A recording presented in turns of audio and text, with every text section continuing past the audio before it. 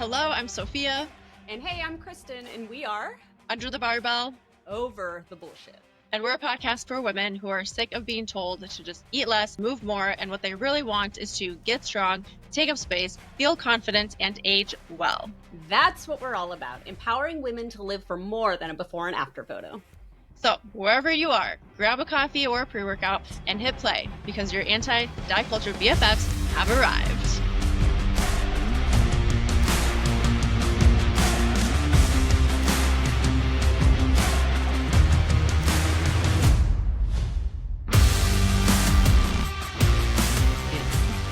Oh, okay. That's probably something important to remember. Whoops, it is. And we're live. Hey, hi, hello. Welcome to the shit show. We were supposed to start recording an hour ago, but technical difficulties. I'm hoping that this audio sounds better than all of my others, and then just chit chat back and forth. Yeah. And now here we are, an hour later, starting to record. Are. Finally. Mm-hmm. Oh my god. Oh So my funny. Goodness. All right. What kind of bullshit you got going on these days? Well, okay, so I had a question for you, and then I also had two things I was going to bring up, and I can only remember one of those things. So maybe I'll remember it eventually. We'll see. But the first thing is that I decided to change my words for the year. Oh, okay. Yeah. And so what were they, and then what are they? So they were it was like self-sufficient, independence, resourcefulness kind of tied into one. And then the other one was patience. And so now, after thinking about it, what it boiled down to when I was thinking about wanting to be self-sufficient, wanting to be resourceful and more independent when it came to decision-making things and having confidence in my own abilities. And it all boils down to confidence in myself, confidence in the decision making without having other people's opinions or having to ask someone like, hey, what do you think about this? Or, things like that. So confidence in all of those things. And then the second one was patience. And when I thought about it, I was like, what I really am craving is to be present, have more presence. I used to be so good at it, or just be more mindful and aware of it because I meditated a lot and I really practiced being still, to be present. Yeah. And the reason I chose patience was because I started to notice when I would get frustrated or annoyed at something, I got really easily frustrated and it just built. This feeling anger in my body just built and built. I wasn't violent by any means, so don't go thinking anything with that. But when I was thinking about patience, it's I just want to be present in the moment to recognize what's happening in my body and take a breath and just be patient. And if something is what it is, it is what it is, no matter what the situation is. Yeah. So it is now confidence and presence for my two words. Okay. I like it.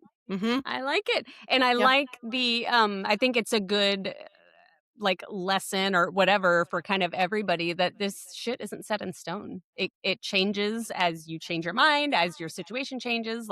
It's a fluid thing, and that's super cool. Literally, the reason I changed it was because you had mentioned, and we both talked about how you can change, the words can change, doesn't have to be set in stone, so yeah. Yay, cool. The other question that I have for you, and I have a reason for asking this, but I'm curious. I'm scared. No, don't be scared. Okay. When you're driving, do you listen to things like music, podcasts, or do you drive in silence? Or what's happening? What do you do most of the time? There's literally almost never a time in my entire life where there's silence. I don't like silence. I can't handle silence. So always listening to something. Even at home, the TV is going in the background. Even while I work, I always have music on. It's an ADHD thing. I want to challenge that for you. Okay. Because how so?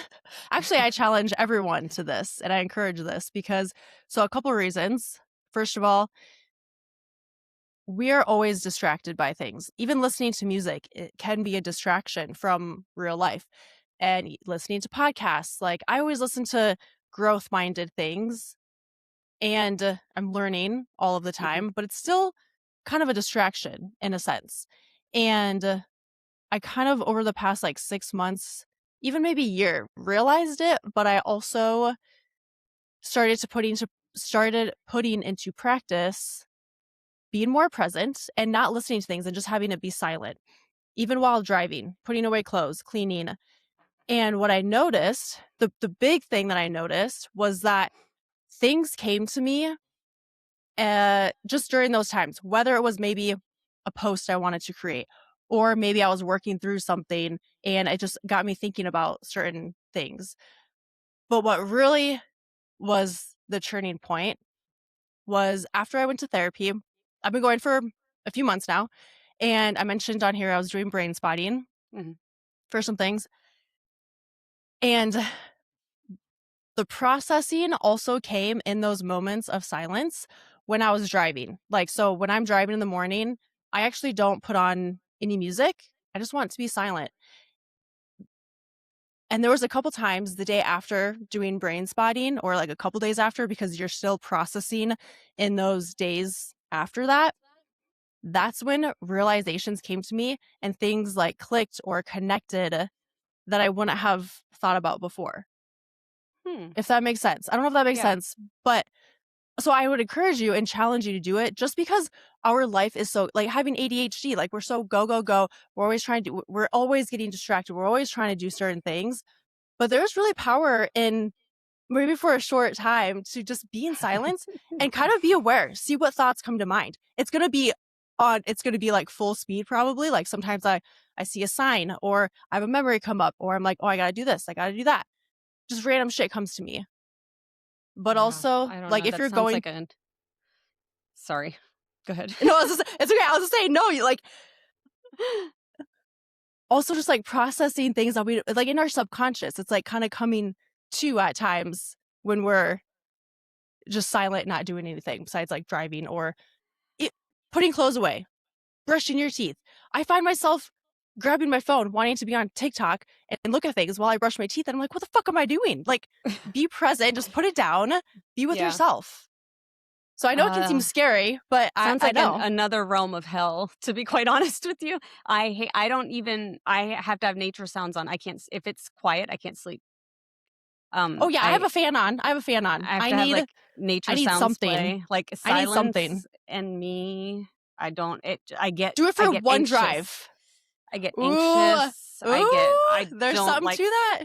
my whole life. It's always been like that. Even before I knew about ADHD, that was one of the like things as part of like the testing and the questionnaire. I was like, oh yeah, my whole life. Like that's been it. I still think even with ADHD, all of these things, there's still power and benefit to just being in silent for a little bit. Just do it next time you go to the gym, do it in silence. The gym? Are you fucking nuts? Sorry. No. Okay, not the gym. The hell? Going to the grocery store. How about that? When you go to the grocery store, do it in silence. For anyone listening, like it's almost like a form of meditation. Because when I'm meditating, I've talked about this before, but it's like thoughts will come and go. The point isn't to not have thoughts.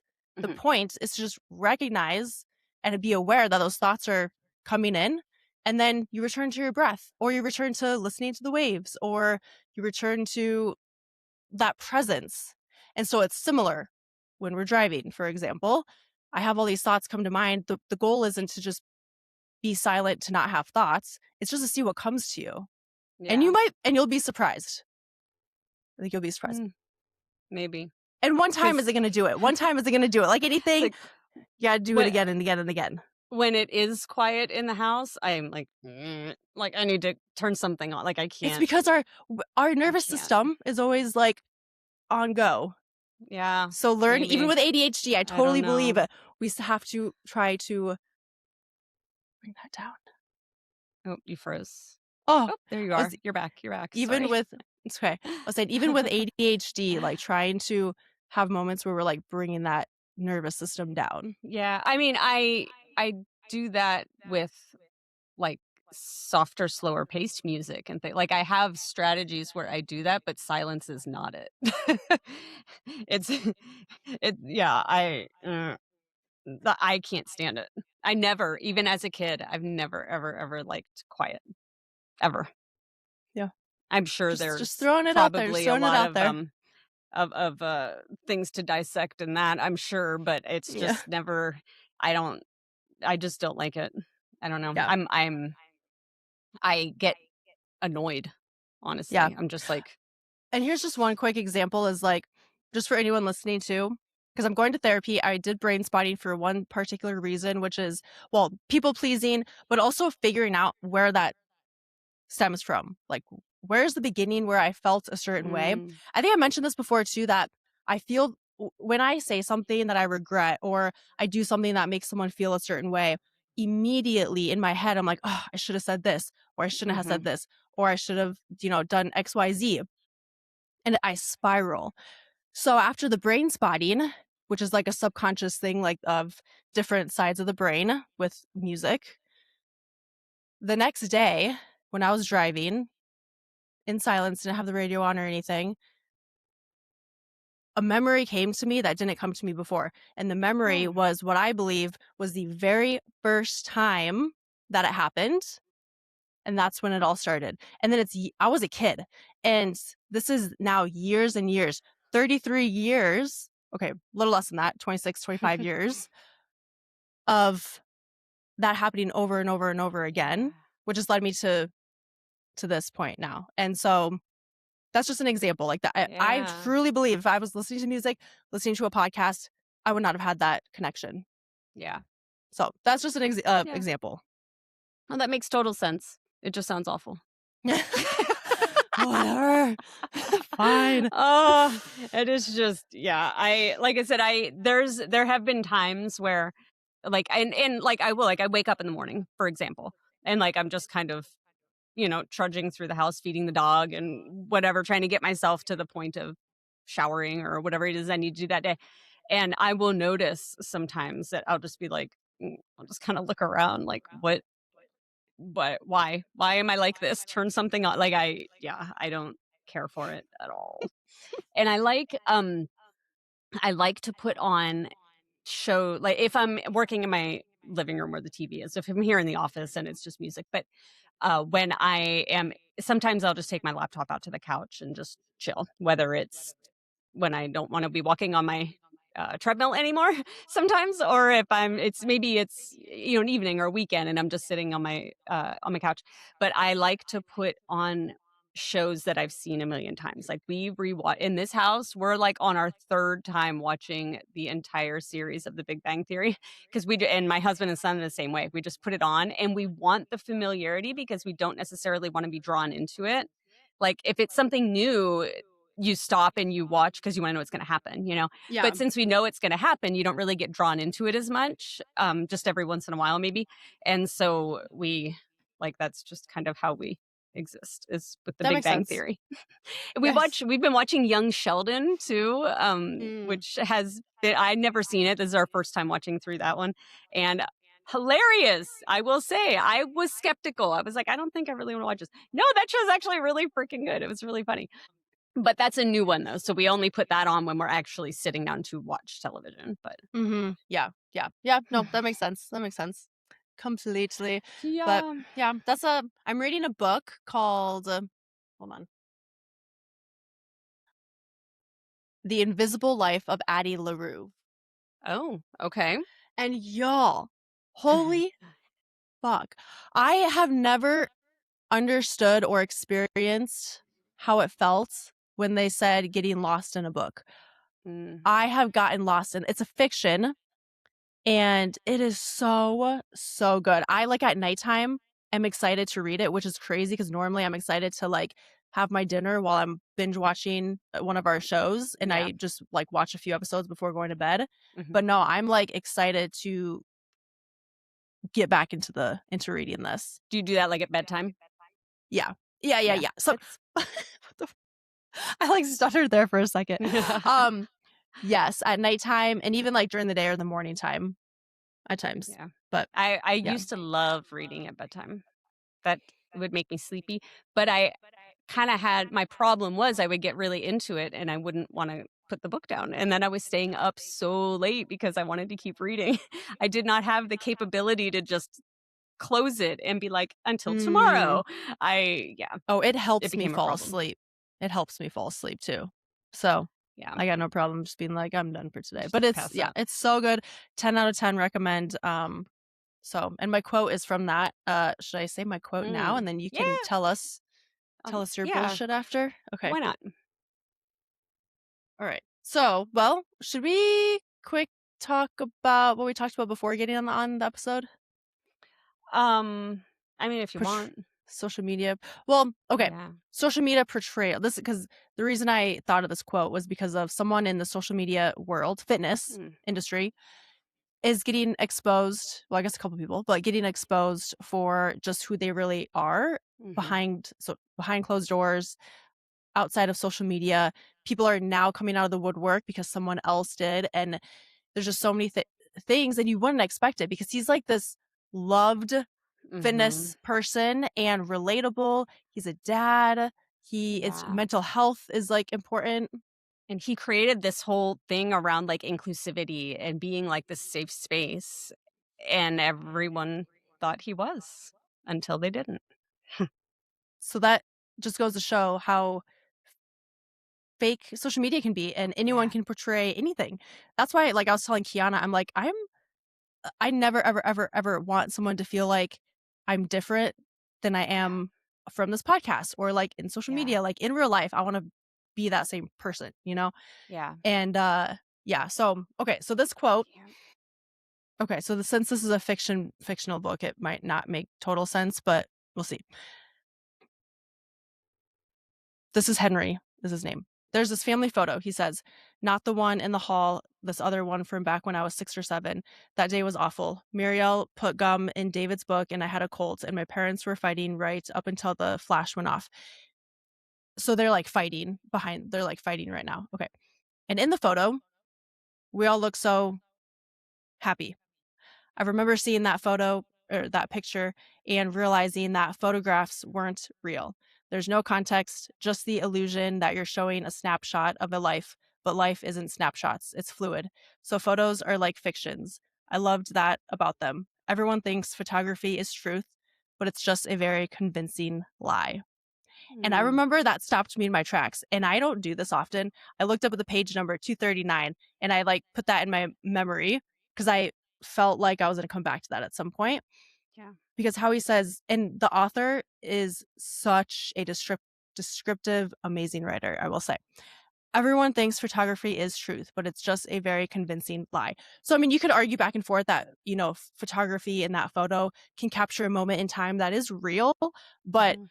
it just kind of, the social media thing reminded me of that Yeah. like you never know what's going on Yep. behind the scenes. Nope. You never know.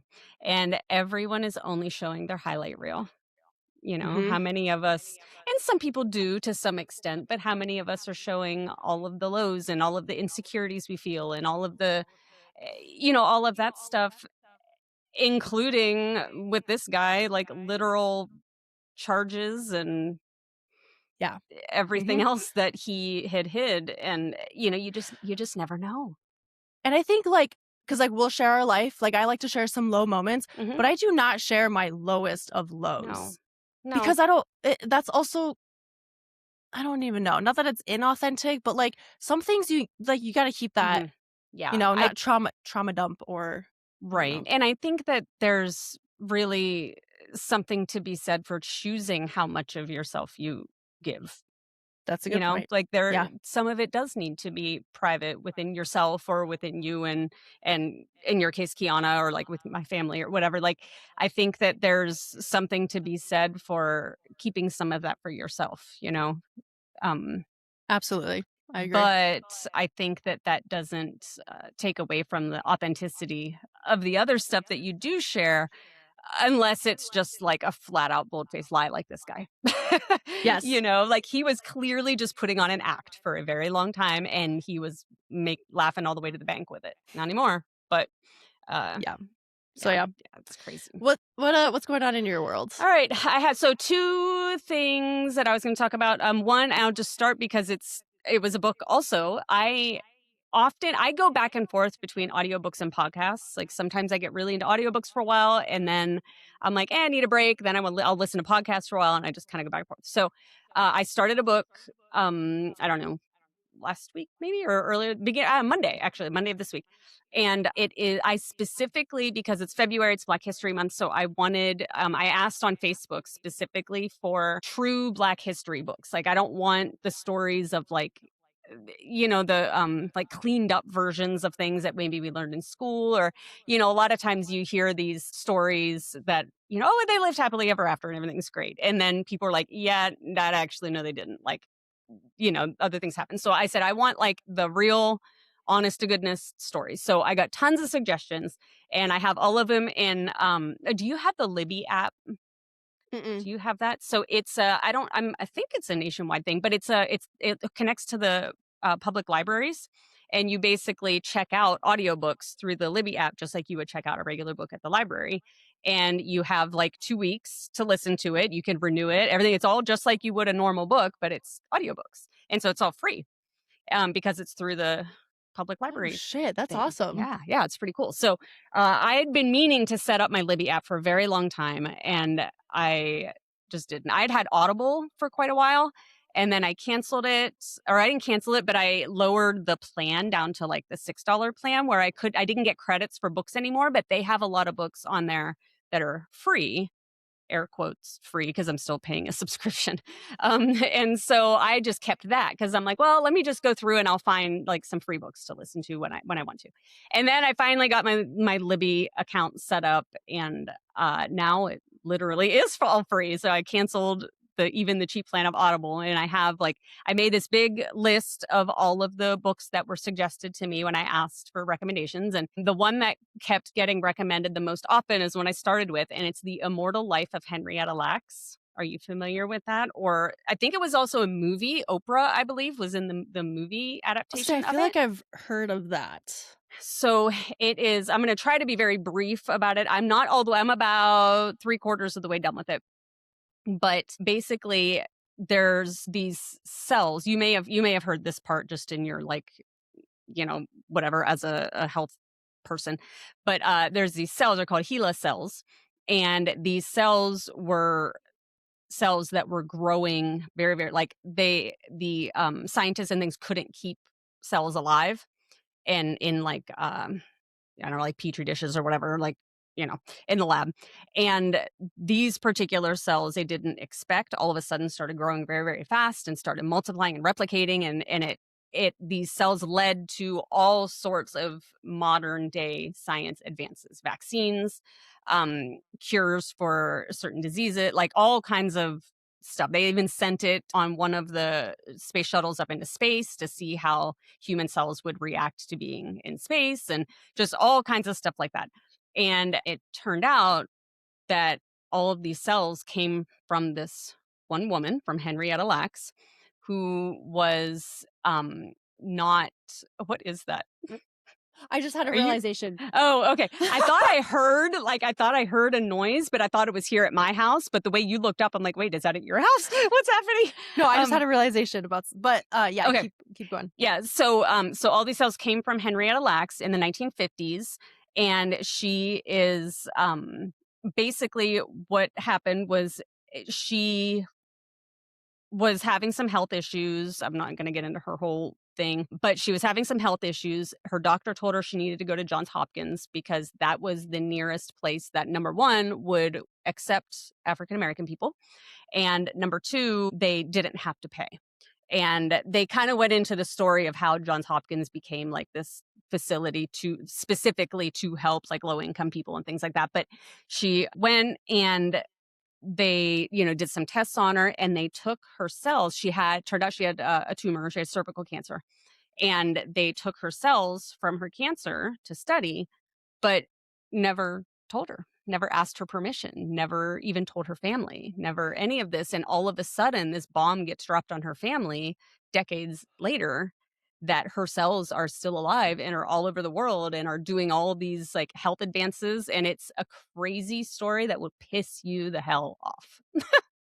I know that why that sounded familiar now. And it's because one of my clients, he was my in-home client during the summertime, but he's a scientist and he told me Mm. about this story. Because I don't remember if he just told me or if he worked.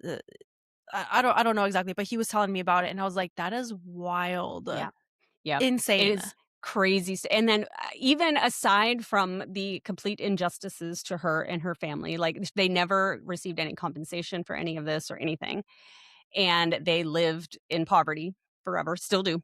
And they one aside from like those atrocities to her and her family, at the time, like there was no laws around consent and around, all of these types of things that we have now when you go into the doctor's office. If they want you to participate in a study, you like sign your life away to participate in a study, you know what I'm saying?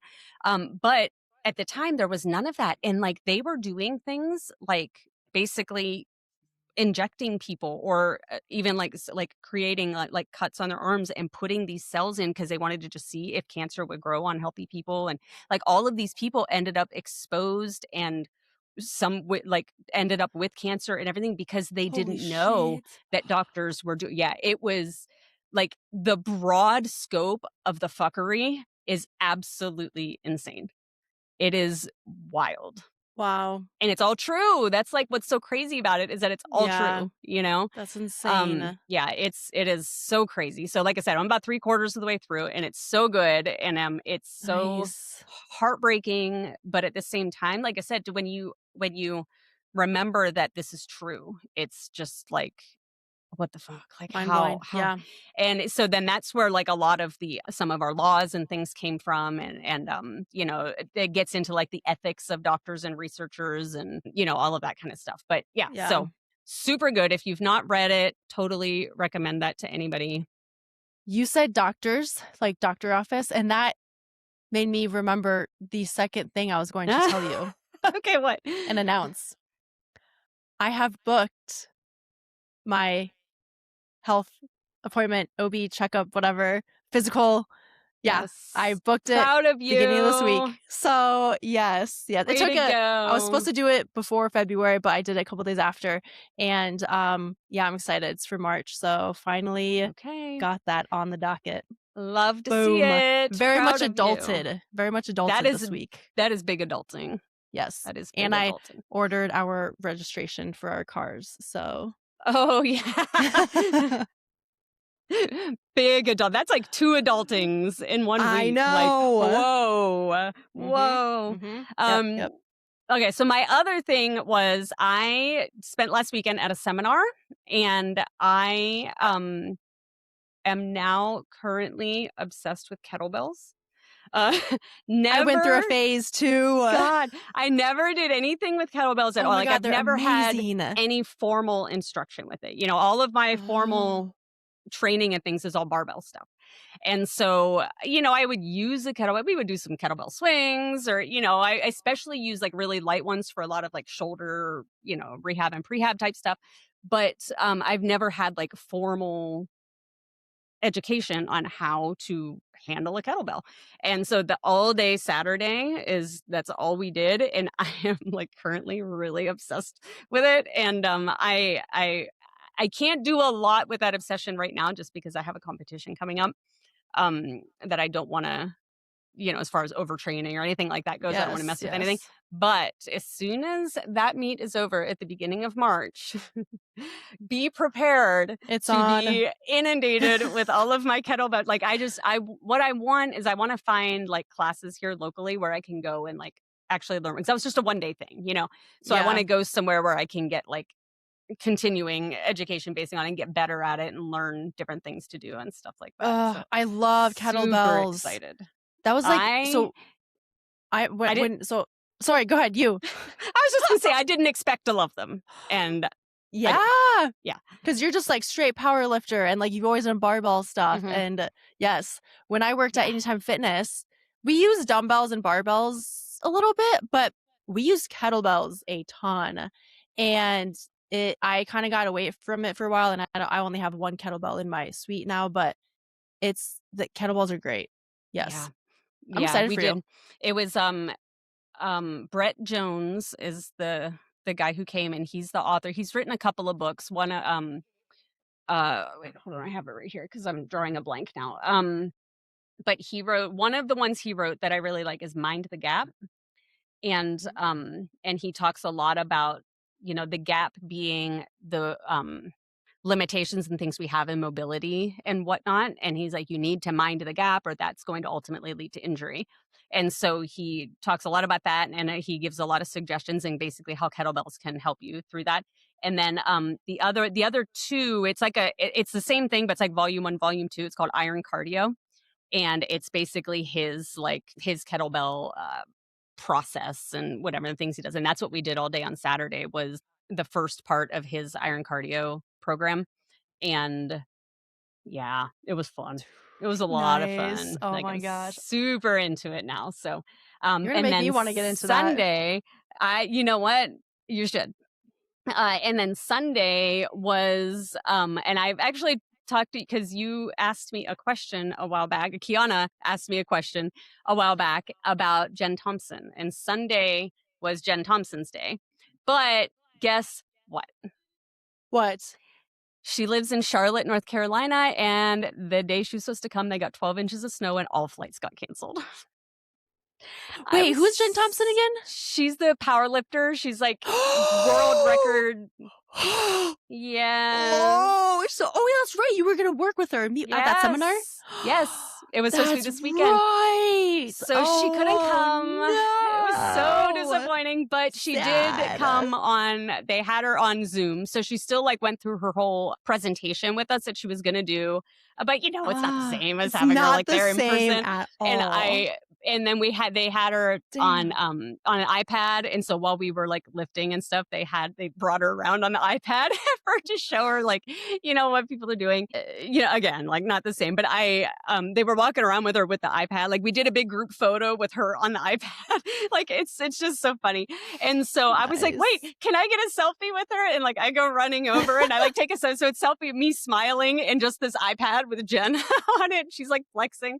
But her all the information, of course, was amazing. It was very Yeah. cool. And any y'all like Jen Thompson is a great follow on Instagram. She's 54, I want to say, somewhere 53, 54, 55 years old. Tons of world records and national championships and things in powerlifting, specifically in bench press. And what I love about her is she is just a regular like lady.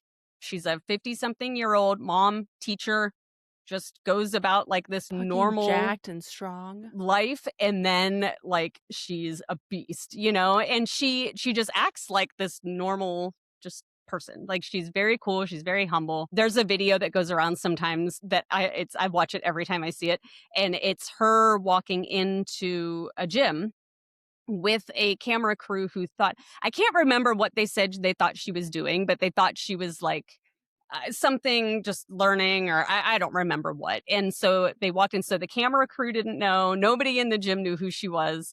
And she goes in and she just starts benching. And the guy that was like working with her and spotting her, he also didn't know who she was. And she starts just adding weight and adding weight. And she gets up to like 2 plates on the bar. So there's 225 pounds on the bar. And for a woman to bench press 225 is incredible at any size. And so she's just starts repping it out. And I can't remember, she weighs something like it's like 138 or 132. I can't remember. She's not a very large person either. Maybe 142. It's in the 130s, 140s. It's just nuts that she's like repping out this much weight. And so everyone, they're showing like the other guys in the gym and everyone's looking like, what the hell? Shocked. And so, Yeah. yeah. And so then she's like, well, let's put 25s on it. And the guy that was benching with her was like, guys, she just said she wants to add 25s. Like, and everyone's just crazy. So she ends up going over. She puts a third plate on. So now there's 315 on it. She does that. And then she like suggests adding more weight, and everyone's like freaking out. And the one guy is like, if she puts a third plate on there, he's like, I'm leaving. And she did. And it's a funny video. Yes. That's the And video that Kiana sent me one time, and I don't know if that's how she found her or if she knew who she was and then she saw that and sent it to me, but that's how I started to know who she was because of that specific video. It's quite crazy. It's funny. I love like everyone's reactions, and they eventually told them who she was and whatever. But yeah, it was very cool. So we got to, like I said, they brought around the iPad and we got to like still listen to everything she had to say. I have all kinds of notes and things. But what's cool is that they sent us her calendar link so we can each sign up one-on-one to like meet with her on Zoom one-on-one and do whatever we want. So oh my God. I know. So we can either have her like watch us lift and like give us form critiques, or we can just ask her questions. I don't know what I'm going to do. What are you going to do? I don't know. I haven't even signed up yet because I'm very nervous and overwhelmed by the thought of doing that. But gotta do it. Yeah, I definitely am going to. I just have to figure out how I want to use that time. I'm not even sure how long it is. I don't know if it's just like 15 minutes or 30. I don't know what it is, but yeah, that's cool. going to be pretty rad. Like, of course, I would love to have met her in person, but they made the best of a shitty situation. And that's nice of them to do that. Yeah. Of her to open up the calendar and you guys can be one-on-one doing whatever. Like, that's pretty cool. Very cool. Very cool. So, yeah. So that's my bullshit. So my shirt, this is one of my favorites. This is a newer one that I got. I think I've posted this one on Instagram, but it's just this like 1950s lady. Yes, I love that. It says, "The hell I won't."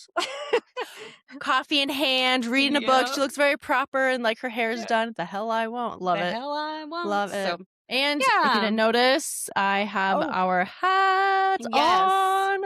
I have mine too. I'm not wearing it though, just because curly hair and hats, not great unless you plan on just keeping the hat on the whole day. So I didn't actually put it on. But I got the gray one. You have the black one. Yep.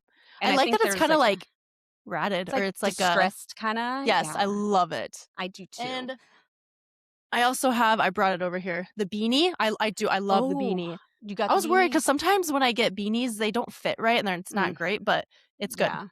Yep. Awesome. I got the hoodie, and I actually posted this in the stories on the podcast Instagram page if anybody saw it. So the hoodie, there's 2 hoodies up in the merch store, and this was the lesser expensive one. The other one I think is like another $7-8. And so I got the lesser expensive one. And it's actually like, it's very warm. It's very nice. It's like soft on the inside. It's comfy. The size is great. Like, this is the front, like just with our logo thing. The problem is when you look at the like mock-up of it on the merch store, it doesn't look like this. And so this is where I have a problem. On the back, you can see like the hood. Small. The hood covers it. Yep. What the hood hell? Completely covers the empowering women to live for more than a before and after photo. And when it's on, I put it on. I thought maybe when I put it on, it'll pull up, and it pulls up a little, but it's only like that. And so the other one, I immediately went into the merch store to see if I was able to lower it, and I can't. It's as low as it goes. Dumb. And it varies by like the company that makes the product. And so yeah, so there's that. And I went to the other one, the one that is like the extra like $6 or $7 or $8, and like the template on that one is way lower. So that one I think will come out fine. Better, yeah. So I'm debating between just removing this one completely and trying to find another one that is like kind of roughly in the same price point. Yeah. So I put it up in the stories right away so that everybody would know and see that. But yeah, I think I'm just going to remove it. And I hate that like only the more expensive one is there, but I'll have to look around. I just haven't had a chance, man. We had a big old ice storm here in Nashville. I didn't have internet for days. People were without power. Some people are still without power, and it's been like 2 weeks. Holy shit. Yeah, it's been absolutely crazy. And then I had like that seminar all weekend, like right after the storm.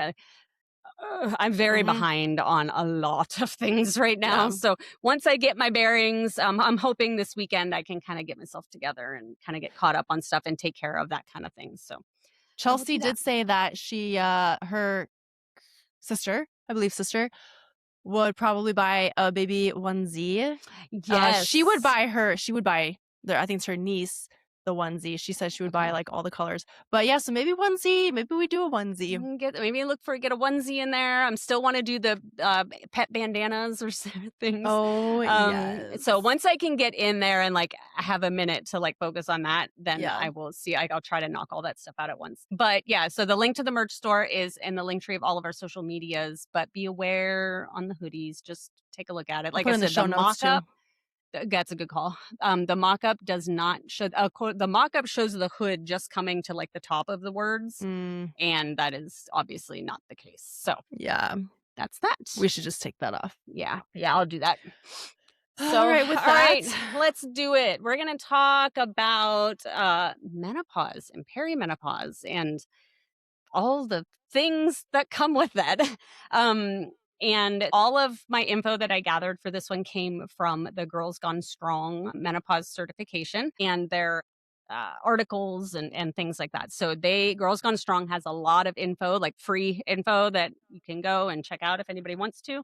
But I have their menopause certification too that I did when I realized that I was like, I think maybe this is happening to me. Like it actually took a while for me to recognize it. And that's one of the things I'm going to talk about is I have realized that over these last couple of years and just talking about it, that a lot of women don't really know what is, I mean, I think we know what menopause is. Like, I don't think that that's like, that's not a secret, but perimenopause, a lot of people never even heard of it. They don't know what it is. They don't understand like when it starts, all that.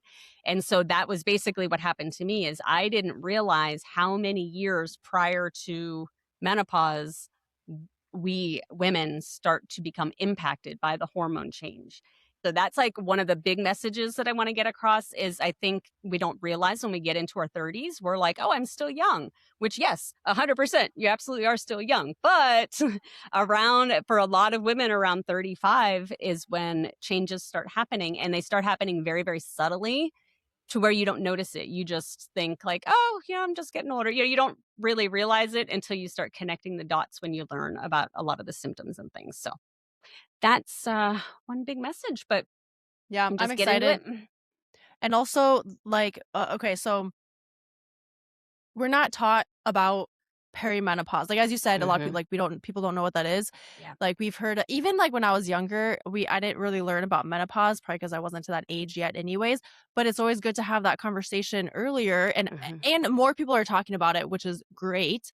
Because I had no idea that perimenopause actually started in your 30s. Like, holy shit, I'm 33. Like, I am terrified of things.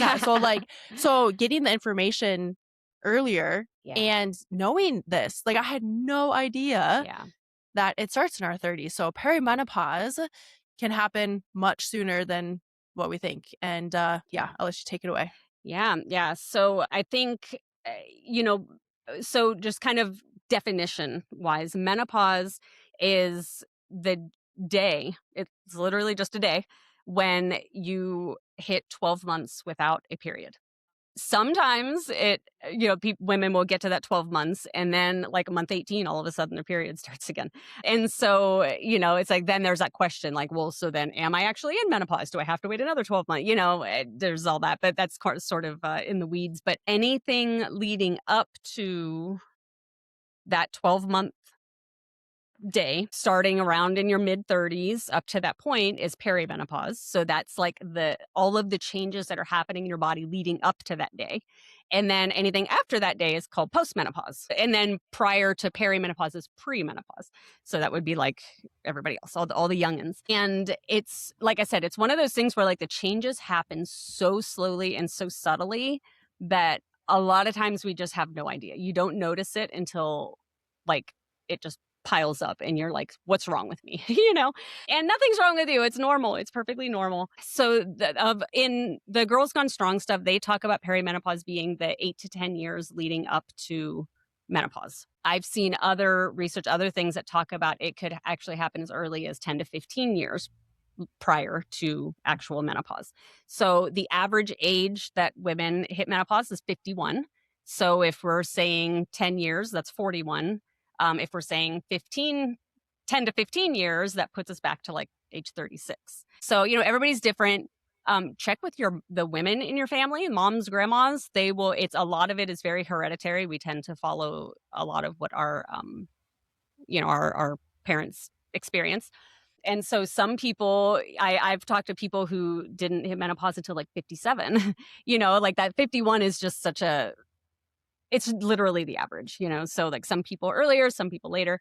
What's crazy about it is until we know the symptoms and things, a lot of times until you actually hit menopause, do you look back and you go, oh, oh, like now all these things make sense. But when we, like you said, when we learn about this stuff at a younger age and we have more awareness around it, that can like super increase quality of life for women leading up to that point. When I realized that I was going through perimenopause, I was like kind of angry at first because when I started learning, and that's my like reaction to anything is educate. So like when I was diagnosed with cancer, once I had my bearings on it, one of the first things I did was sign up and I got a cancer exercise certification because I wanted to educate Oh, myself shit. on I it. didn't know that. Mhm. Yeah. Yeah. Someone here's my I don't I think I never knew put it in a that. book yet. Like I have there's my certificate. Dude, Yeah, and I have nice. one is just like regular cancer exercise certification, and then the other one is specific to breast cancer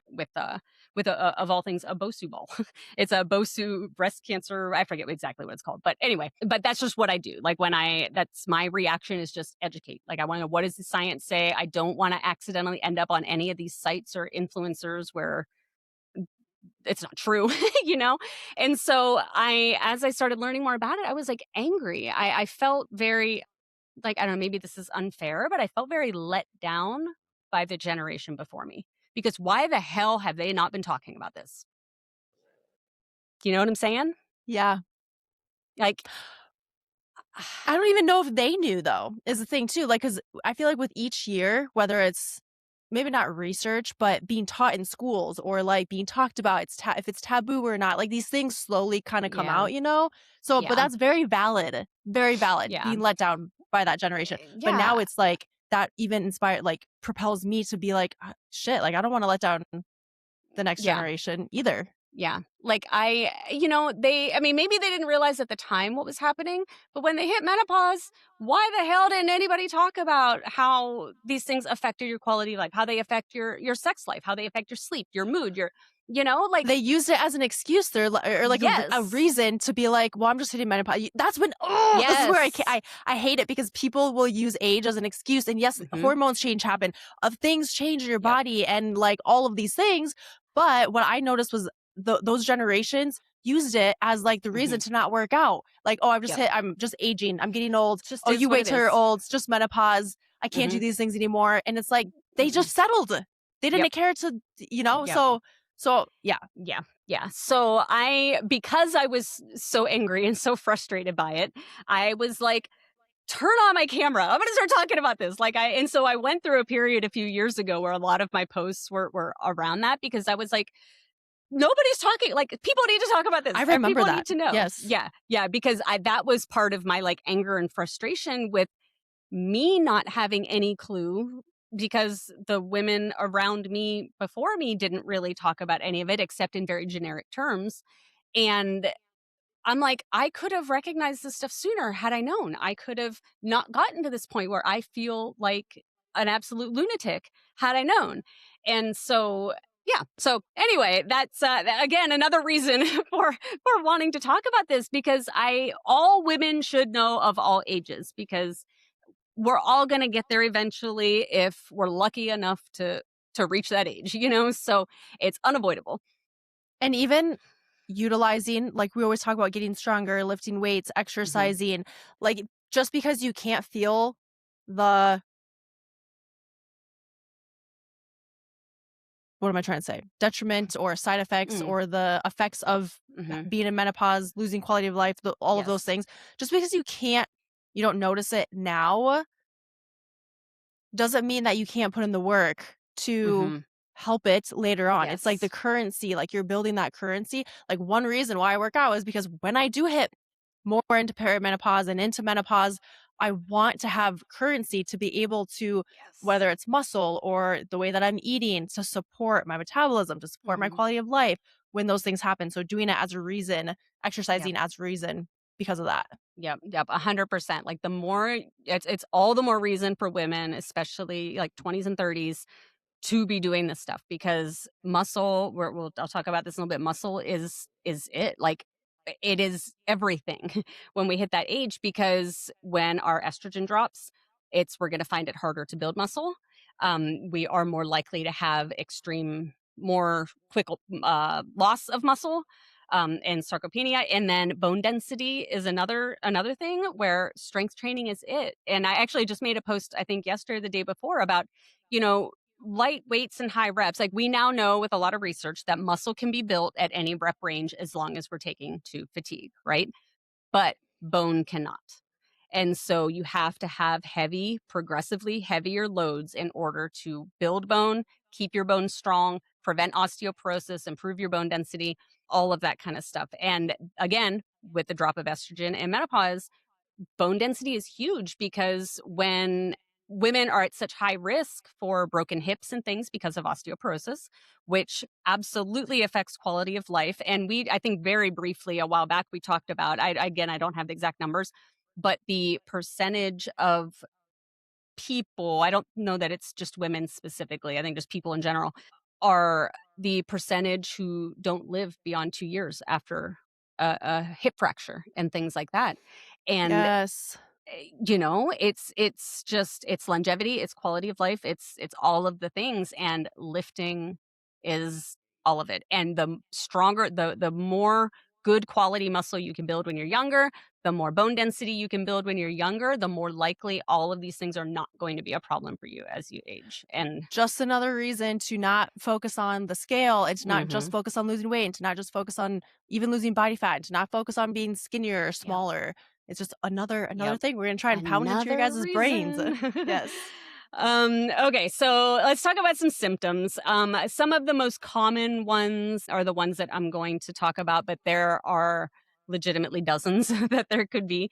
Even things down to itchy ears, phantom smells, all kinds of interesting things like that happen. But so yeah, look into it. Like, if y'all are curious, like, look into it. But I'm going to talk about the big ones, the ones that I think most people probably already kind of know about. But hot flashes and night sweats is the first one. I didn't know what a hot flash was. I could assume, I could imagine, but it wasn't until I feel like I started perimenopause probably around 39 or 40, just looking back on different things.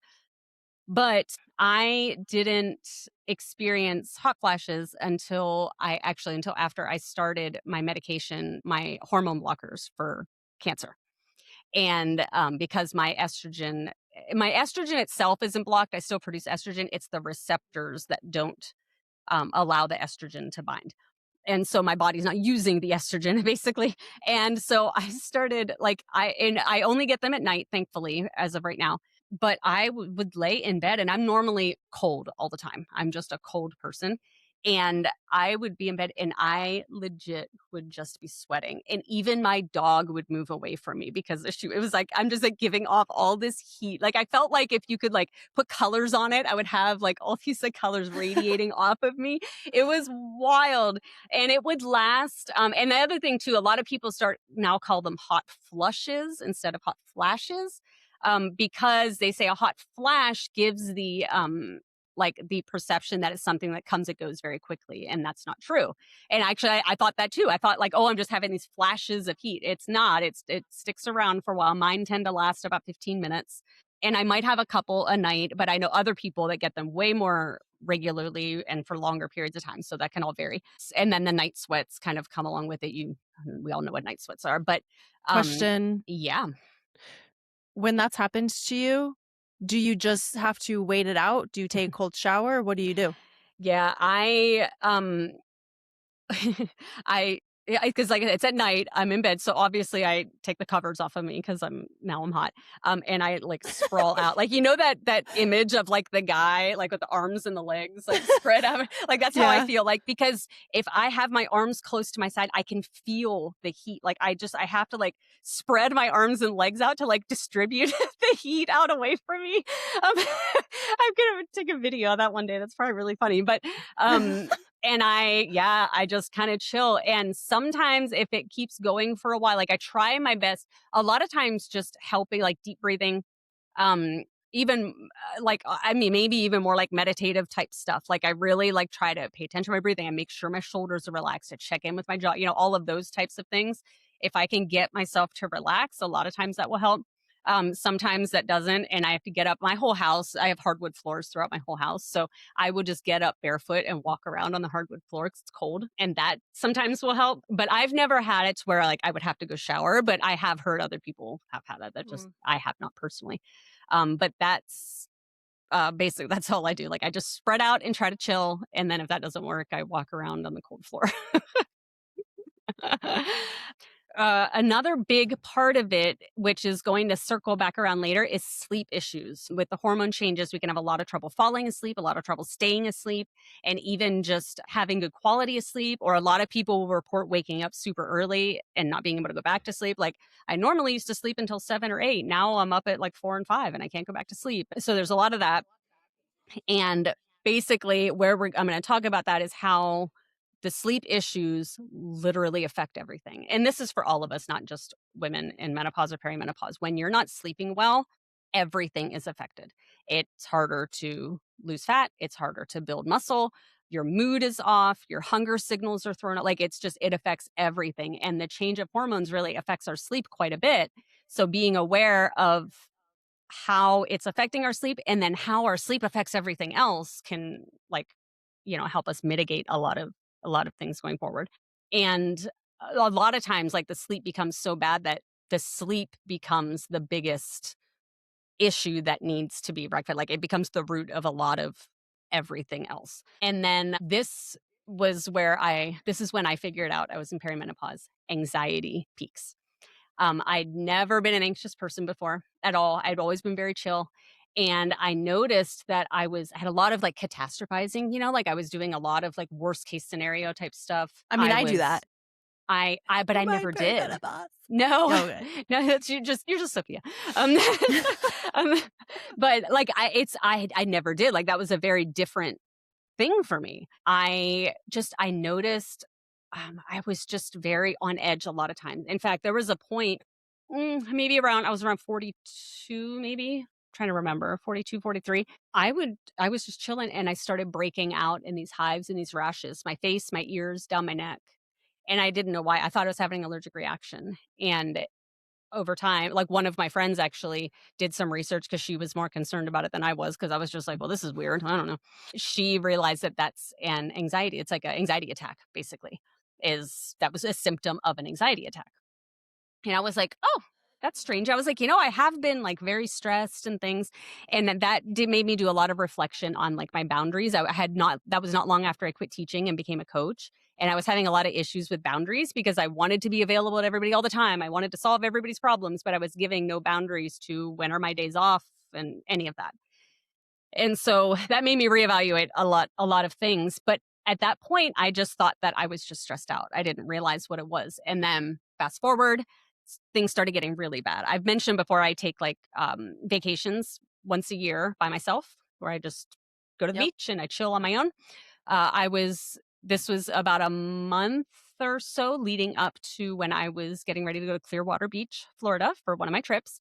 And normally I would drive to wherever I was going, but Clearwater is a little too far to drive. So I was flying and I started having all kinds of crazy freakouts about the plane crashing, about like literally I almost canceled my entire vacation because I was completely convinced that my plane was going to crash. And like, it was just, and there were other things too that I won't get into here, but around the anxiety and around that trip about being alone, thinking I was going to get kidnapped, all kinds of stuff. It was actually on the 4th of July that year. that I just looked at my husband and I was like, something's got to give. And leading up to that, I had been telling him, I'm like, I just don't feel right. Like I couldn't pinpoint it, but I'm like, I just don't feel like myself. I don't have the energy I had. I just don't feel right. And then that's when I started kind of learning a little bit and I was like, something's got to give. So I made an appointment. There's an online service called MIDI Health. It's MIDI Health.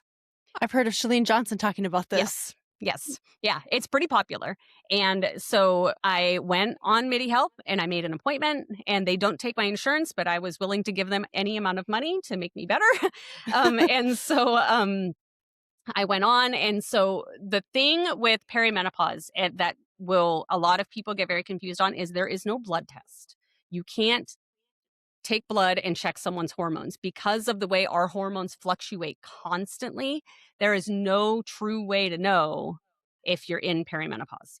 And so a lot of doctors like, well, they're checking my blood work. I'm like, yeah, but are they checking it like every 12 hours? Because it can change 12 hours to 12 hours. Perimenopause is diagnosed by symptoms, not by blood work. And so basically they had me do all sorts of questionnaires and things like that about symptoms and whatnot. And she was just like, yep. Another thing aside from all that is like irregular periods. Up until that point, my periods were it was like clockwork, like every 26 days on the nose. Like I knew exactly when it was going to come. And then it just kind of started going off just by a couple of days and then a couple of weeks. And then I would have times where my cycle would only be like 12 days long. And then I'd have another cycle that was like 45 days long. And like, there's no predicting it. And so that was part of it too. And so, all the things. And she was like, okay, yeah. So she gave me estrogen patch that I use. It's just this teeny tiny little rectangle dot type of thing. It's clear. You can't even see it. You put it on your lower abdomen or on your upper butt cheeks kind of. And so you rotate it. And it's like the one I was on was like a 3 or 4 day thing. I think that it changed every 3 or 4 days. Some of them are a week. So you just put it in a different spot each 4 days. And then I took a progesterone, like a little capsule at nighttime before bed. And that helped a ton with sleep. The progesterone made a huge difference in sleep. And yeah. Can I ask you, how long did you do that for? How long did you do that for with MIDI Health? And I'm curious to know cost range, just so if people Yeah. are curious to see. That's a great question. I don't remember exactly, but I want to say it was maybe in the $200 range, give or take. Oh, it's not bad. Yeah, it wasn't outrageous. And the prescriptions were covered by my insurance. There are places that will do compounded hormones and things, and usually that stuff is not covered by insurance. But just the regular patches and the capsule, that's all just a regular prescription. So again, those were only a couple of bucks a month. They were very inexpensive. But so for me, my story is going to be very different than most everybody else. The 4th of July was when I made that appointment with MIDI Health. I got on the website, I made the appointment for a couple of weeks ahead. And because of that appointment, that's when I had finally scheduled my first mammogram, because before you start hormone therapy, you want to make sure that you have had mammograms. That's right. Yeah. Yes. So literally I'm connecting the dots. I had all the things that you've told me. Yep. So I had my first appointment with her. It's just virtual. You just do it it's like a Zoom kind of thing. And I just went to my dining room table. I did it. It was very easy. It was only 15 minutes. All of it was great. She gave me the prescription. She did ask about mammogram. I said, well, it's scheduled for tomorrow. It was literally the very next day, I think. And so I started it. I went in, I had my mammogram. This was in July. And so then I just started using the hormones. And I got that letter about my mammogram, hey, we need a follow-up. And I'm like, yeah, sure. Okay, whatever. I blew it off. I've told this whole story before in the breast cancer episode, so I'm not going to get detailed in that. But I blew it off thinking it wasn't a big deal. Finally, in October, I did my follow-up. So I was on it for the rest of July, August. So 3.5 months or so. I was on the hormones. Definitely helped. All my anxiety eased almost immediately. Within a week, I would say anxiety went way down, sleep became better, all kinds of good things came from it. But then when I went and did the follow-up mammogram, that's when they were like, oh, you have cancer. And so my cancer is estrogen and progesterone fed.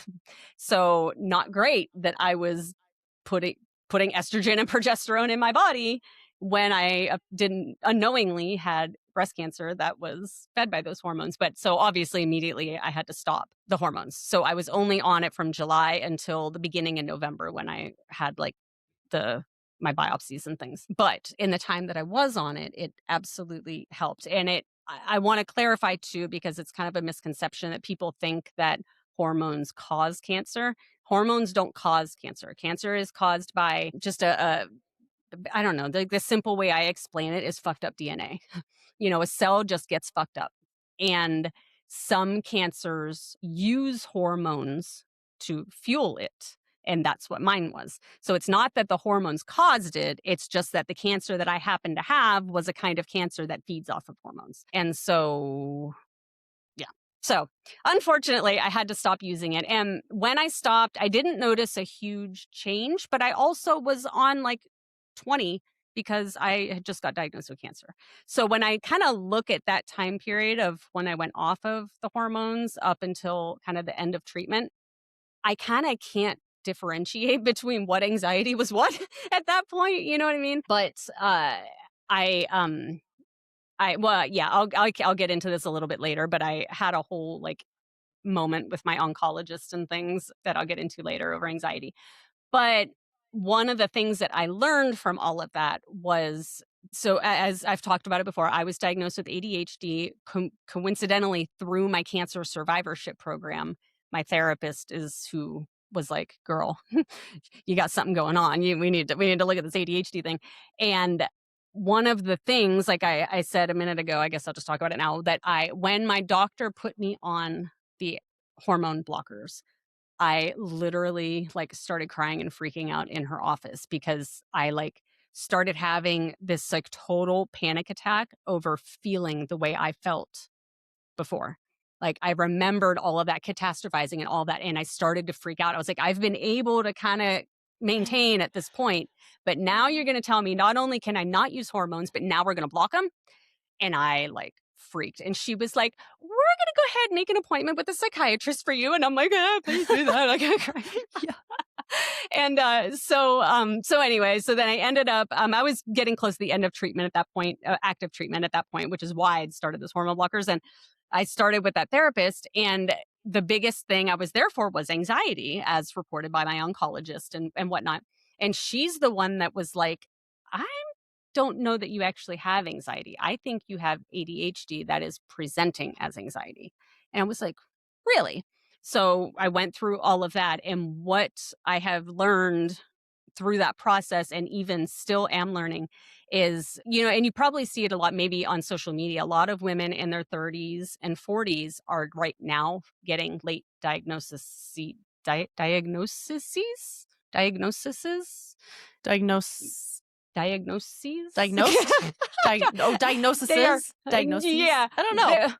They're getting diagnosed late in life is what I'm trying to get at. Go. And what I have learned is a lot of these late diagnosed ADHD, because ADHD presents different in women and girls, and they tend to get quiet. A lot of it's inside of our head, whereas boys tend to act out more. And so that's why theirs gets recognized a little bit easier. We are the overachievers. We're the quiet ones that want the people pleasing. We're we want to do all the accolades and all the whatever. So everyone's like, "Oh, they're doing great." But no, inside our heads, we're a mess. And so a lot of women are now getting diagnosed in our 30s and 40s right at the same time that perimenopause is hitting, because the estrogen drop the estrogen plays a big role in our dopamine. And in people with ADHD, we are not like accessing our dopamine properly. And that's why we tend to do a lot of doom scrolling, because we're getting that dopamine hit and things. That's why we're overachievers, dopamine hit. And so when the estrogen drops and now we're having even more trouble with the dopamine, it makes all those ADHD symptoms like on 10. My regular doctor, that my PCP, she calls it, she's like, "You have ADHD like on steroids now," because when that estrogen lowers, it accentuates all of those things. So a lot of women are now realizing, A lot of times it's right after childbirth because, again, you have like kind of the same like hormone fluctuations right after you have a baby that you might go through in perimenopause and menopause. And so when that estrogen drops and people like realize that they're losing their shit, that's when a lot of ADHD diagnoses happen. And so that's basically what was happening is when I just felt like a crazy person, that was what was going on. It was all those ADHD symptoms that I didn't even know I had were getting really like highlighted and accentuated with the change in the hormones. So then for me personally, once I was diagnosed with ADHD, I started using ADHD medication. I have had almost zero anxiety ever since. It's just crazy. So that is something just to be aware of too, especially if you ever made jokes like me and said, "Oh yeah, I probably have ADHD, self-diagnosed, ha ha ha, or TikTok diagnosed." Yeah, that wasn't funny. It was funny at the time. At Now the it's time, like, yeah. girl. So anyway, so a lot of women will notice like a lot of that anxiety that comes from the hormone changes and all of that. Even without ADHD, I don't, people are probably going, I don't have ADHD. You may still absolutely experience this just because of how the estrogen plays such a role in dopamine and things that even someone without ADHD can absolutely experience a lot of anxiety and a lot of depression is another common one. During these years, these perimenopause, menopause years, this is the highest, when you look at like, I guess rate or whatever, this is the highest period of what am I trying to say? Not concern, but when women commit suicide. It Oh, is during really? these. Oh, yeah, I have yes, I have heard of Yeah. that. And so there's a lot of, speculation around that. Like, some of it is just, you can speculate a lot of things, but what a lot of what I'm reading is it's just these hormone changes and we don't understand them. Like I said, depression, anxiety, these things creep up and we don't know about it. And things just, I don't know. I wish I could put into words how I just didn't feel right. That's all I just kept telling Sam. I just don't feel right. Yeah, I think that that's something that when you know, you know. If Hmm. like, if you're listening to this and you've been through menopause or anything that something is not right in your body, Hmm. you just know. There You is just no know. explaining it, and it sucks because, like, sometimes with doctors or when we're speaking with people, it gets dismissed. Yeah. Like, "Oh, you don't know your own body, like, it's something else, it's XYZ." But Hmm. yes, when you know when something is off with your body. Yep.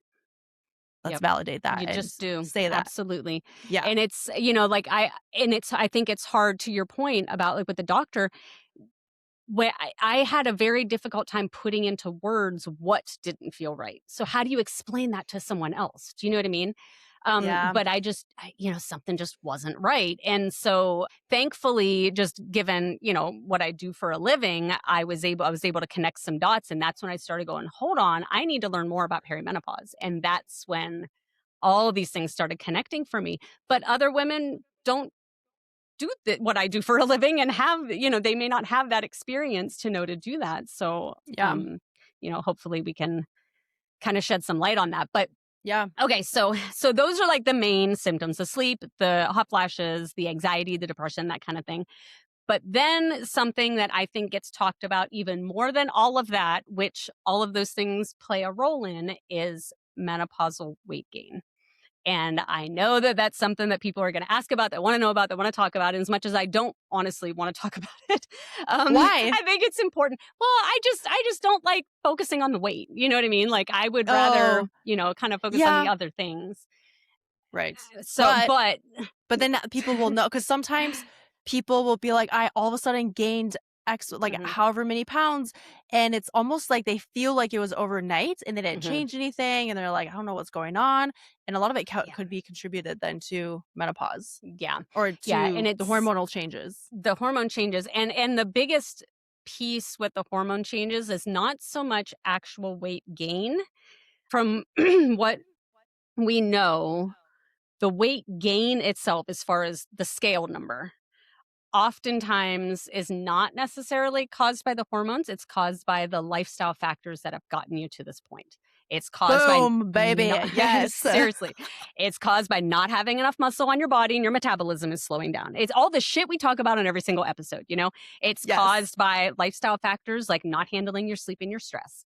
It's caused by, your nutrition.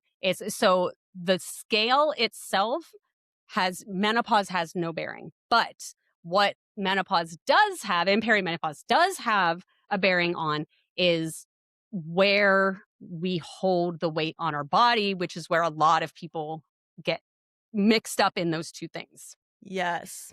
It's like the scale might not change, but your body might look completely different, or feel your clothes might fit very different things, and so for a lot of women, the weight will shift into our belly. So like the word I used to use for myself, and honestly, it makes me want to fight somebody when I hear other people say it, because I don't like people like using derogatory terms, but this is what I used to say.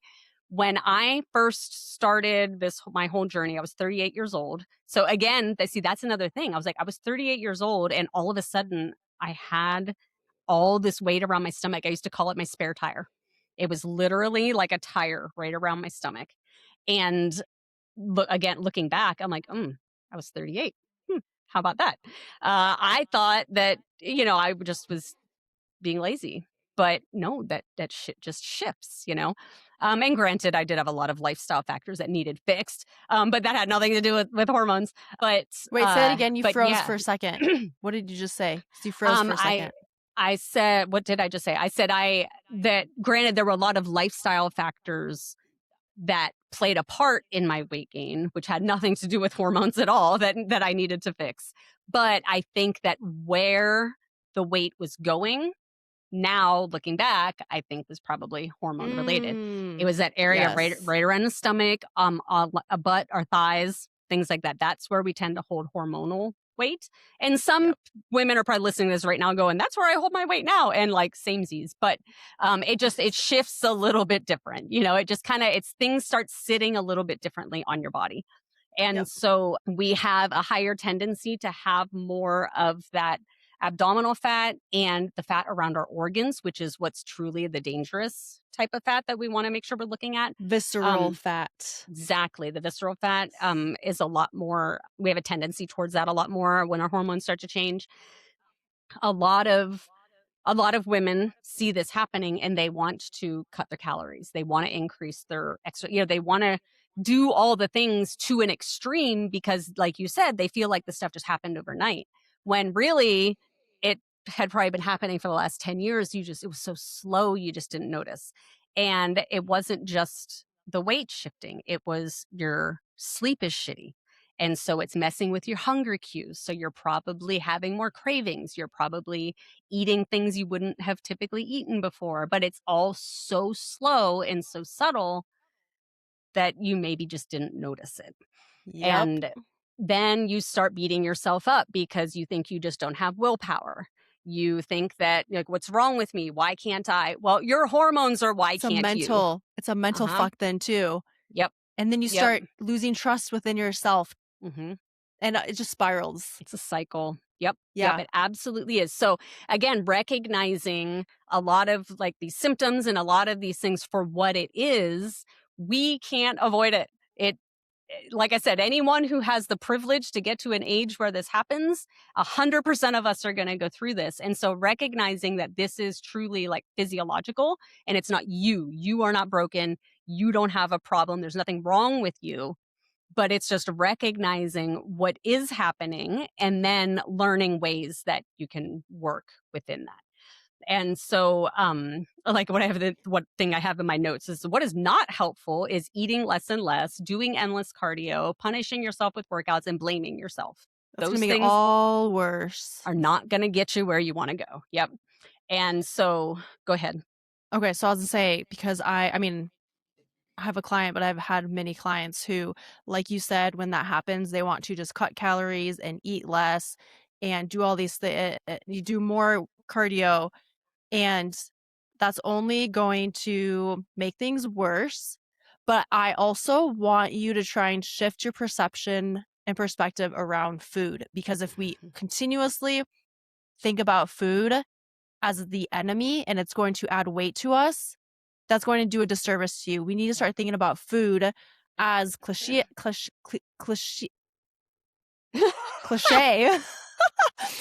cliche, whatever, you know what I'm trying to say. as it might sound, food is medicine. So really, if we think about food as fuel and as a thing that's going to help menopause, as a Yes. thing that's going to help you lose belly fat, do the thing that you're wanting to do. If we think about food is the avenue to get there, Yep. it can totally change up, and it's gonna be a hard mindset shift, but something clicked in my brain recently where it's like, I need to start encouraging clients to change their view around food because I have Mhm. someone who she just wants to eat less and less. She Mhm. views food as the enemy, and she's like, "Oh, I gotta, not eat so much sugar. I gotta not eat so much in Yeah. general." But it's like, no, it's changing the way that you eat, maybe in the types of foods that you choose, but we need to start seeing and viewing food as a thing that's going to, Yeah. again, help menopause, help the belly fat, lose belly fat, or just like get to know your body better, Yeah. helping you to add muscle. That's going to be an avenue to get to where you want to Yeah. be. Just feel good, you Yes, know? into feeling good. Feel good. Yeah. Yep. And to that exact point, the next thing I wrote in the notes, so what is not helpful now, what is helpful is preserving and building muscle. Like that is the number one thing that you can do is preserve the muscle that you've got by not doing extreme low calorie diets and things like that, but also building more by lifting weights and eating And your eating protein. food. Food, Yes. food in general, protein. Yep. Yep. Yes. And strength training should be the foundation of what you do. Yes, we need cardio. Our heart is a muscle. It needs work too. So yes, we need cardio, but strength training needs to be the foundation. We need overall full body strength.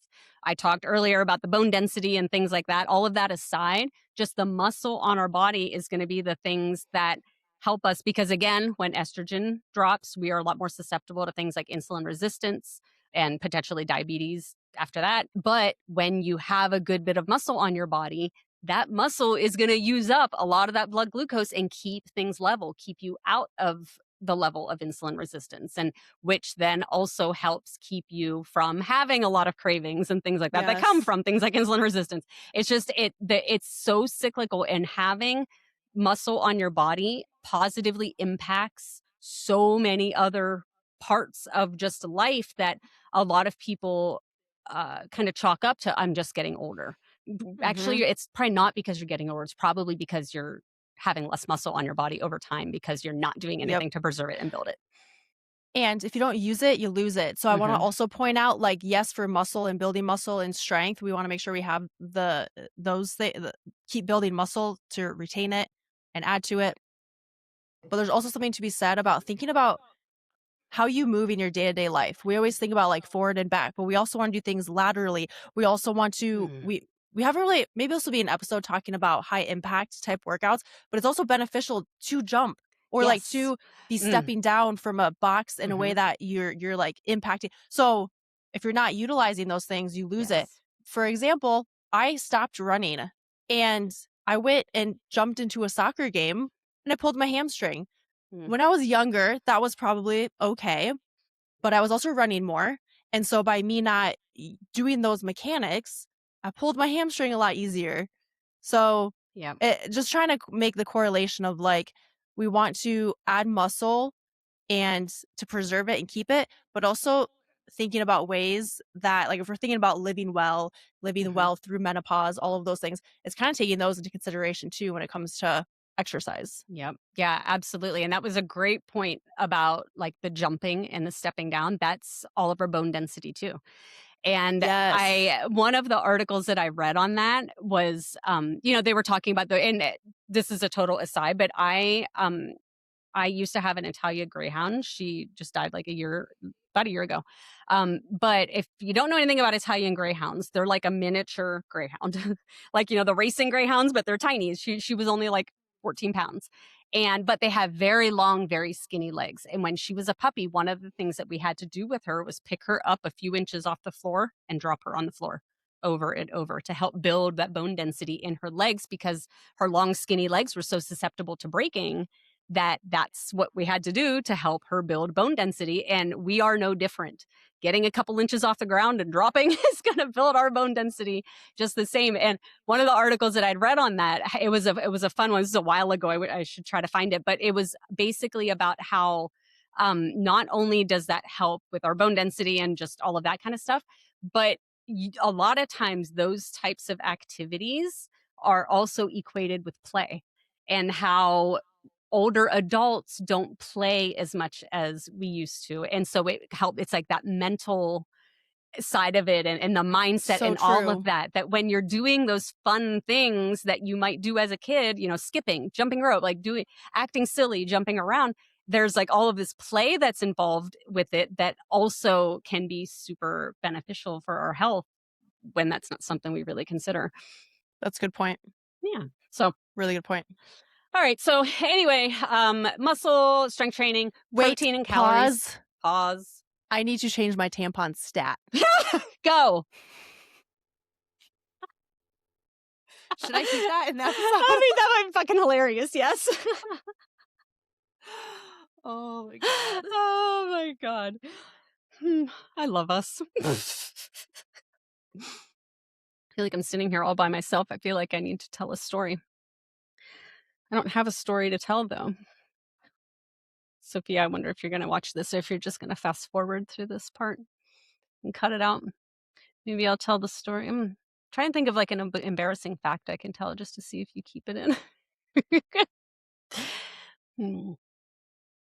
Have I ever told you a story about how I shit my pants while I was deadlifting? I've made a post about it on social media, but it was a 319-pound deadlift, and I only weighed about 116 pounds. So I feel like if someone's going to shit their pants during a lift, that was the one.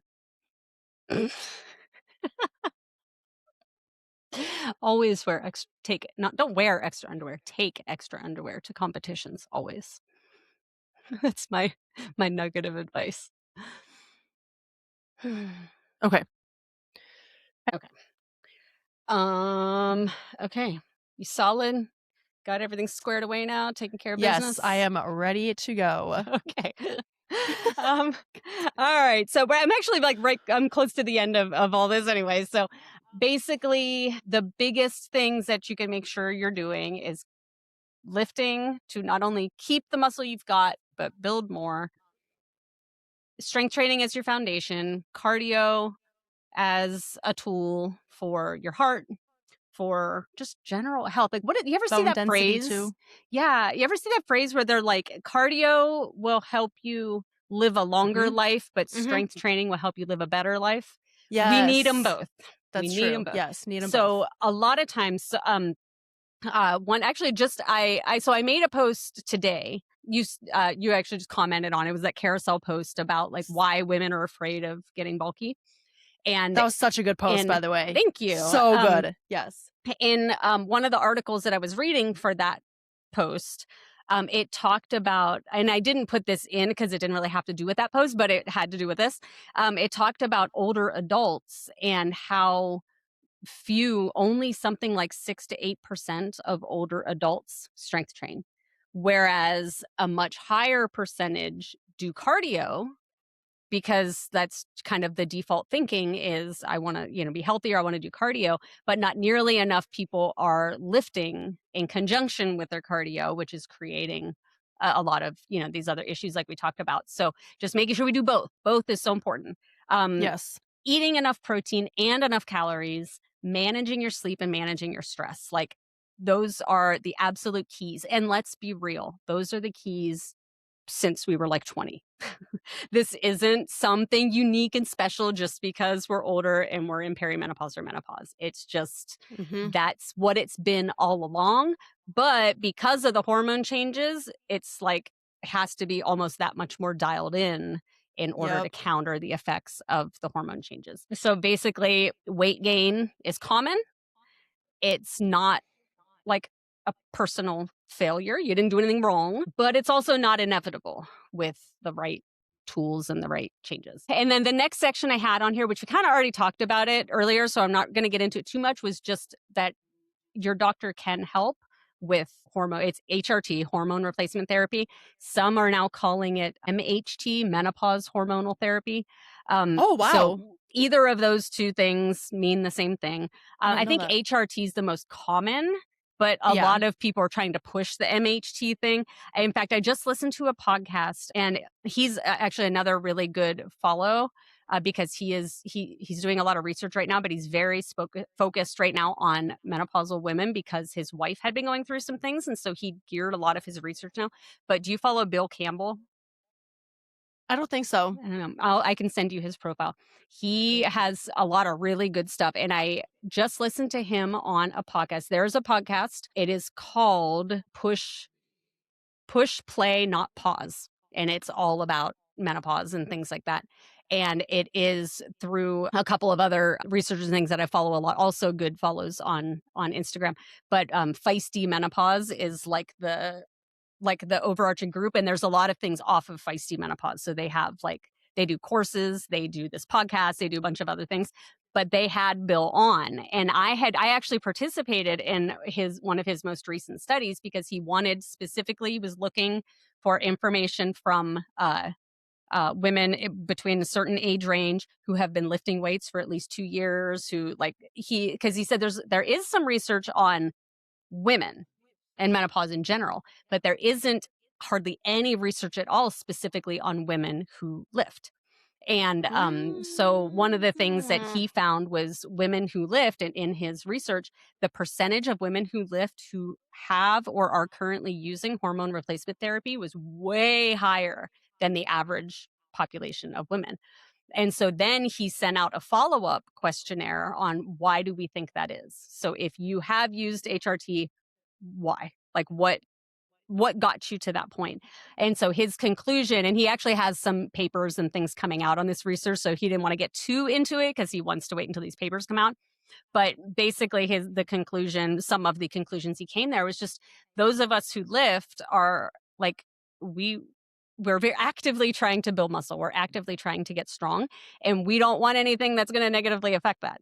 And so when we do feel like something is negatively affecting us and our performance in the gym, we start researching to find out why. And so then that leads us to being more knowledgeable and being able to talk with our doctors and ask our doctors about hormone replacement therapy, whereas an average woman who isn't in this world might not even know to do it. And a lot of doctors aren't volunteering it either, you know? And Yeah. also to not get discouraged, because a lot of doctors, it is, I don't remember what it is, but vast majority of doctors, literally like in the 80%, I think 80 something, have zero training on menopause at all. Yeah. And that's one of the things that they're looking to try and change, is to get men, because as we are living longer as a species, women are in menopause for like half their lives sometimes. And Mhm. so it's like half of our life is not like, you don't know how to treat me for half of my life. Like, what are you doing? Yeah. That's And so, wild. yeah, it is a crazy number. It was a very, very, very high number. So I say that though to say, if your doctor blows you off, or if your doctor doesn't want to help you with this, or if they just shut you down, find someone who will listen. You can go to the Menopause Society website, and they have providers. You can search your area for providers that are trained on menopause. You can do something like MIDI Health. There are resources out there that can help you, and not everybody is a candidate for hormone replacement therapy. Like I could never use it now for the rest of my life just because of cancer. And so there are, things, or you may not be a candidate for it, but finding out, and knowing, and there are strategies and things that you can do to help it with or without hormone replacement therapy. I don't want to, make it seem like that's the solution. So for some people it is, but for some people they don't want to do that. And I also hear a lot of talk, especially, and I'm in a Facebook group that is specifically for women 40 and up, for like health and wellness. And there's a lot of terminology used, like where they say, I don't want hormone replacement therapy. I want to do this naturally. The hormones that we get, they are bioidentical. They are natural. It is natural to have a normal level of estrogen. And so I want to kind of, That's good. I'm glad you brought that up because yeah. we lose those, Mhm. our hormones are being affected. Yes. So by doing HRT or doing some of these hormone replacement therapies, it is a natural thing because it's already occurring in our body. It's Mhm. almost like Yep. taking magnesium, like taking a magnesium supplement. We already produce Right. magnesium, but we're so deficient in it. Vitamin D, same thing, Yeah. So Yeah. I'm glad you pointed that out. And something else I Yeah. want to point out quick is I okay, this is a personal thing, and I'm sure there's other people out there, but this is something that we need to combat, I think, for the next generation, is that I am terrified. I'm terrified to go through perimenopause and menopause because I'm so scared. It's probably a mental thing too. So scared of gaining belly fat, like more, like gaining, oh God, gaining a lot of weight unexpectedly, or not knowing what's going on in my body, or going through certain hormonal changes. And I am just terrified. I'm so scared. But this should not be the case.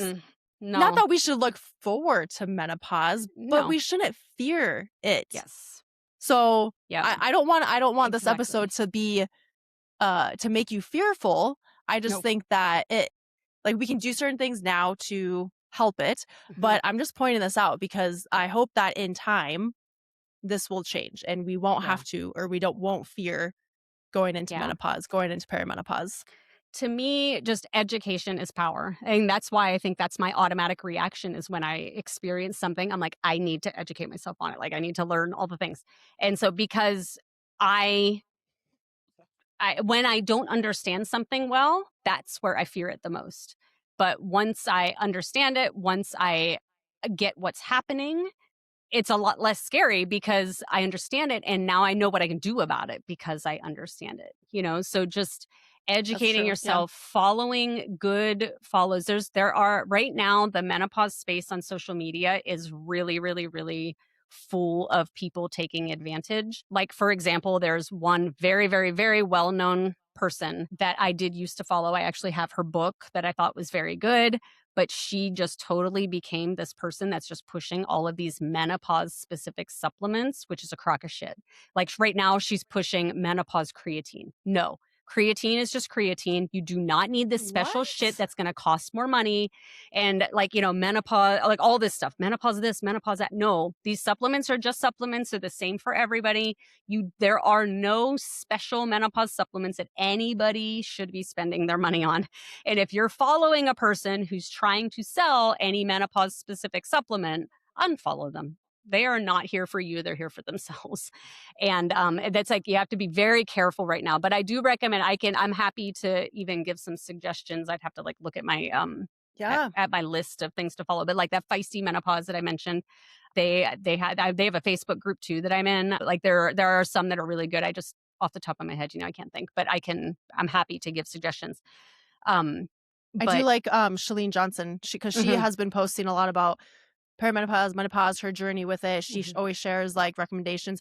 That's how I heard about MIDI health. She shares other supplements that she takes to support her going through that. But I feel like I do like following people like that because they make it like a power. It's such a power move to be going through menopause. She calls her birthday, instead of aging or going up, it's a level. She's leveled up to leveling up. 57. Yep. I fucking love that. Yes. So yes, just getting around people like that, totally mindset shift, and it makes it like a more of a powerful, empowering experience. Yep. Absolutely. It's just, yeah. And I think that's like anything else, you know, just like be careful who and what you're surrounding yourself with and make sure it's people with good intentions and, you know, finding that positivity. There's really nothing to be afraid of. You know, it's weird. Like when I just like total TMI, but maybe it goes right along with what you just had to go deal with. Like the other day, like I don't know, week 2 weeks ago, I forget what it was. I'm just at my desk here. I'm just walking, and all of a sudden, you just feel it. Like you just feel that feel. I'm like, did my period just start like literally while I'm standing here? Like, are you fucking kidding me? And I went and because I do track my cycle. Not that it fucking matters because it's all over the place. It had only been 13 days. And so it's like literally I am always armed with like tampons and pads because you never know when this might happen. You know, there's a lot of weird things like that happen. That's not really a good time.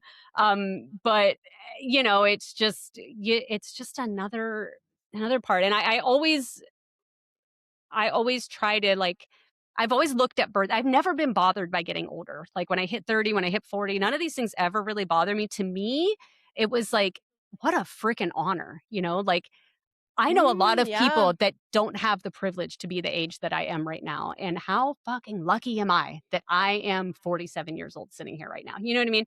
So to me, I've never been bothered by getting older.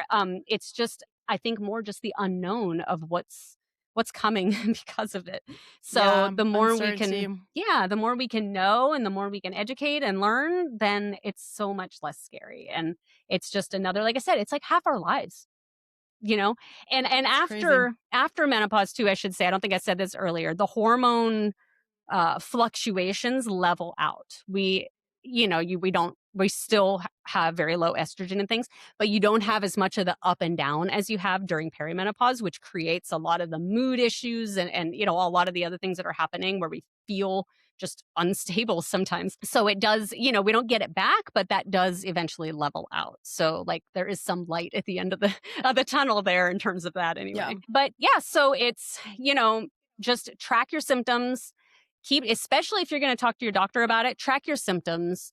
Make sure that you can really well speak to it and have confidence in what you're saying because like I said, not all of them are always going to be open to hearing what you have to say, but don't quit, don't give up.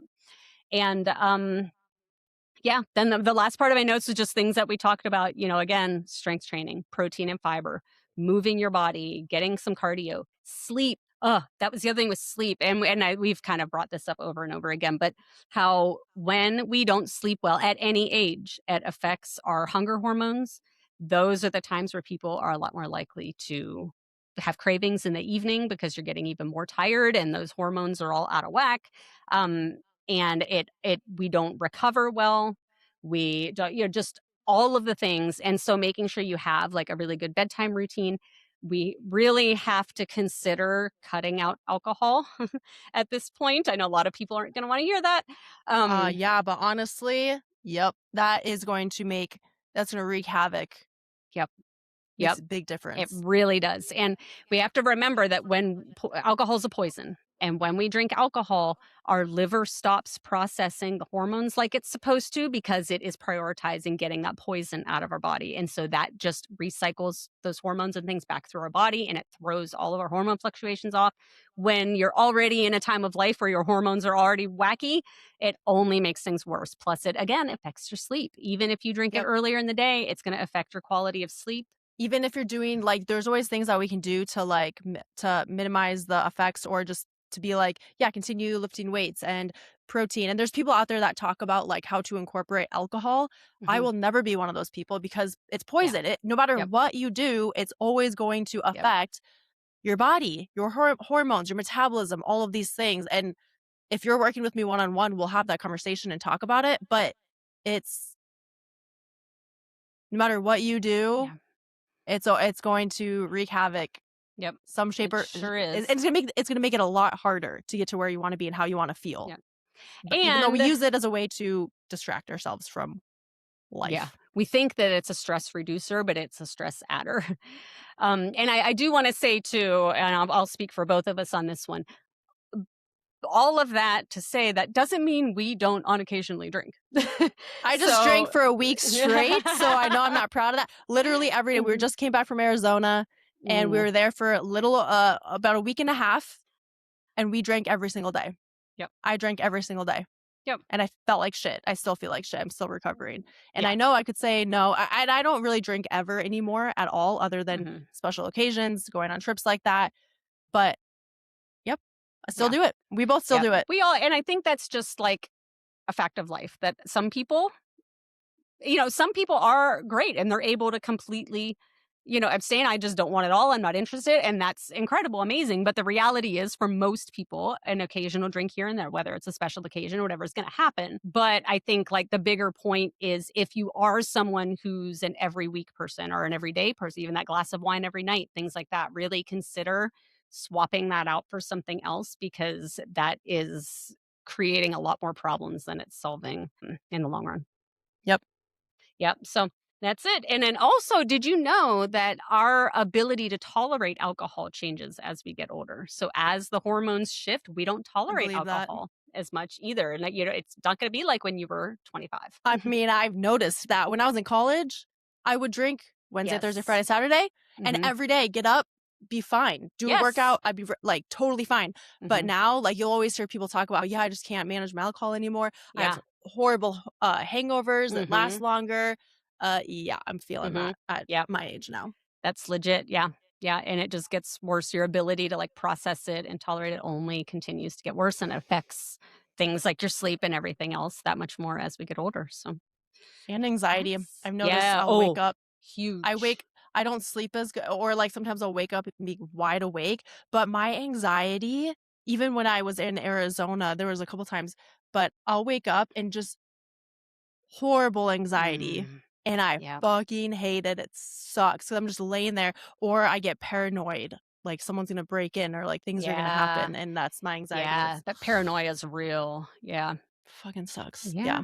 So, So anyway, so that's that. I would love to hear if y'all have questions, comments, thoughts about this, even anything in our Ask Me Anythings. Throw some questions in there because we can always do follow-up episode. shout out to Kiana because she posted on our brag, like Yes. a brag about a win or whatever that you had. Yes. And Yep. so let's shout her out. She Yeah. picked up 170 pound 170. Hell yeah. stone. It was Okay. a ball, like a stone ball or whatever. Beast. Yeah, she did strong Yes. man, strong woman. Yep. Strong man. Strong man. And so, yeah, I'm always like, I don't, is that sexist? I don't know.